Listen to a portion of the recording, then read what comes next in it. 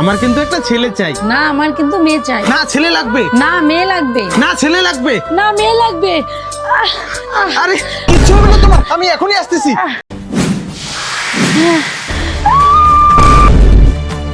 হ্যাঁ, মা আর বাচ্চা ঠিক আছে তো? হ্যাঁ কিন্তু একটা সমস্যা। কি হয়েছে? আপনার স্ত্রী সন্তান জন্ম দিয়েছে। হ্যাঁ, এই বাচ্চা আমি কি করব? কিন্নের সন্তান যে এই সমাজের কলঙ্ক। তাহলে আমি এখন কি করব? তাহলে এই সন্তানকে তুমি বিষ দিয়ে দাও।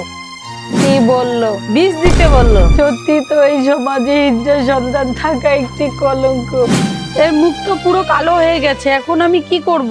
আসো তুমি আমার সাথে। 16 বছর পর আরে কি হলো? গাড়িতে তো পেট্রোল শেষ, এখন মনে হয় হেঁটে যেতে হবে। তাই তো, এত রাতে কোথায় পাবা গাড়ির তেল?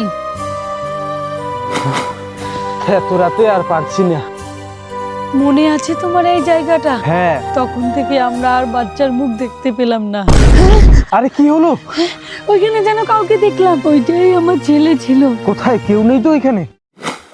এত তাড়াতাড়ি আমাকে ভুলে গেলে? আমিও তো চেয়েছিলাম বাঁচতে, কিন্তু তোমরা আমাকে বাঁচতে দিলে না। তাতে আমার কি দোষ? তুমি চেয়েছিলে ছেলে আর মা চেয়েছিল মেয়ে, তাই ভগবান আমাকে দুটো বানিয়েই পাঠিয়ে দিয়েছে। বাবারে, আমাদের ভুল হয়ে গেছে। বাবারে, তোর মুখটা শুধু দেখা একবার আমাদেরকে।